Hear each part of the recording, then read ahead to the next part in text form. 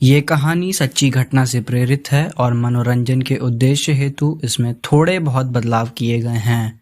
इस कहानी के सभी पात्र काल्पनिक है और हमारा चैनल किसी भी प्रकार के अंधविश्वास को बढ़ावा नहीं देता। श्रोतागण से निवेदन है कि वो अपने विवेक का इस्तेमाल करें।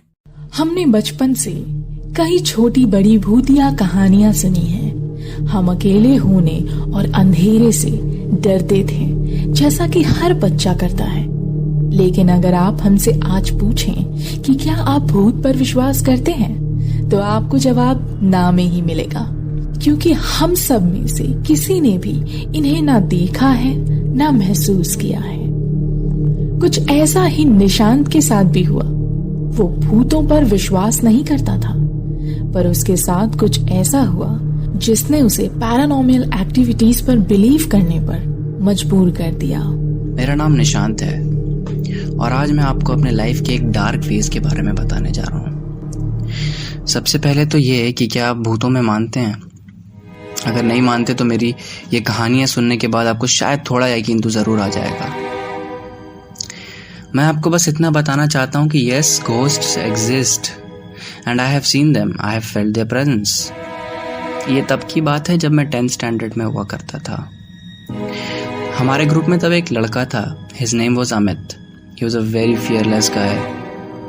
वो अंधेरी रात में आम के पेड़ पर अकेले सो जाता था और हमारी बोर्डिंग स्कूल के कुछ सो कॉल्ड हॉन्टेड जगहों पर रात बिता लेता था, बस ये प्रूव करने के लिए कि स्कूल में कोई भी भूत नहीं है। यहाँ तक कि मैं भी उसकी बातों पर भरोसा करता था। लेकिन उस रात के बाद सब बदल गया। निशांत का स्कूल झारखंड की राजधानी रांची शहर से 20 किलोमीटर दूर जंगल और छोटे खेत के बीच नेशनल हाईवे के पास था। ये साल 1999 की बात है। जब हम 10th स्टैंडर्ड में गए थे तो हमें एक नई डॉर्मेट्री में शिफ्ट किया गया था। वो डॉर्मेट्री के दोनों ओर बेड्स लगे हुए थे और बीच में आने जाने का रास्ता था, और उस रास्ते के एंड पर एक गेट था जिससे कि हम आना जाना करते थे।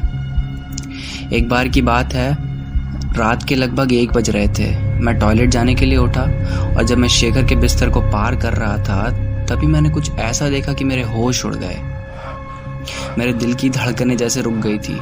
मैंने देखा कि शेखर की मच्छरदानी को कोई इनविजिबल सी चीज ऊपर की तरफ उठा रही थी। ऐसा लग रहा था कि कोई अपने हाथ बिस्तर के अंदर डालने की कोशिश कर रहा हो।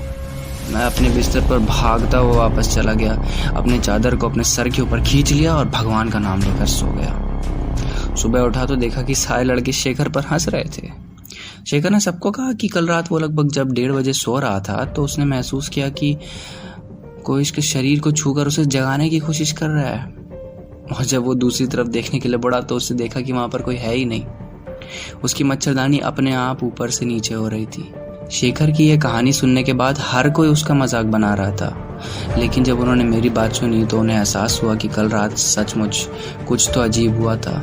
सब ने निशांत और शेखर की बात पर भरोसा कर लिया, एक अमित को छोड़कर। पर उसे कहाँ पता था कि स्कूल में हो रहे पैरानॉर्मल एक्टिविटी का अगला शिकार वही बनने वाला था। एक बार की बात है, शाम के 7:30 बज रहे थे। तब हमारा स्टडी आवर होता था और हमें क्लासरूम में बैठकर पढ़ाई करना पड़ता था।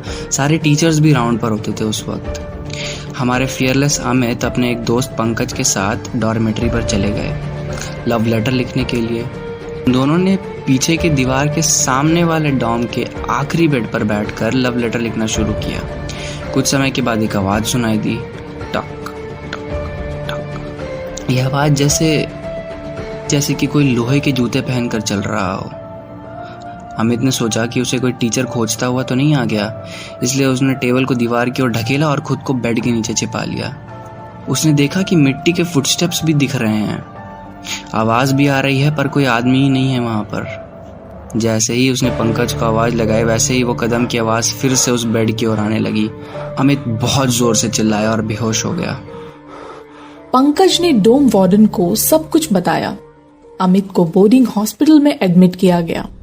वार्डन ने पंकज को ये बात सबसे छुपाने को कही, क्योंकि वो पहले से ही इन सब के बारे में जानता था और ये नहीं चाहता था कि हॉस्टल के लड़के डर जाएं और डोम में सोने से मना कर दे। स्कूल में आए दिन पैरानॉर्मल एक्टिविटीज बढ़ रही थी और हर दिन कोई ना कोई विक्टिम बन रहा था। अब तो स्टूडेंट्स ने बोर्डिंग स्कूल छोड़ना भी शुरू कर दिया था। एग्जाम सर पर थे, इसलिए स्कूल मैनेजमेंट ने हमारे बैच को एक नया हॉस्टल अलॉट करने का फैसला कर लिया था, क्योंकि वो बिल्कुल नहीं चाहते थे कि हमारे बोर्ड एग्जाम में खराब रिजल्ट्स के लिए हम कोई बहाना बना दे। और हमारा बैच स्कूल का पहला बैच था। I survived there because of my friends. I actually miss my friends. वो हॉन्टेड नाइट्स भी काफ़ी याद आती हैं। उस हॉन्टेड डोम को एक डंप रूम में बदल दिया गया, जहां टूटे हुए बेड, चेयर्स और बाकी सामान डंप किए जाने लगे। उस कमरे को हॉन्टेड डिक्लेयर कर दिया गया और अब वहां कोई नहीं जाता था।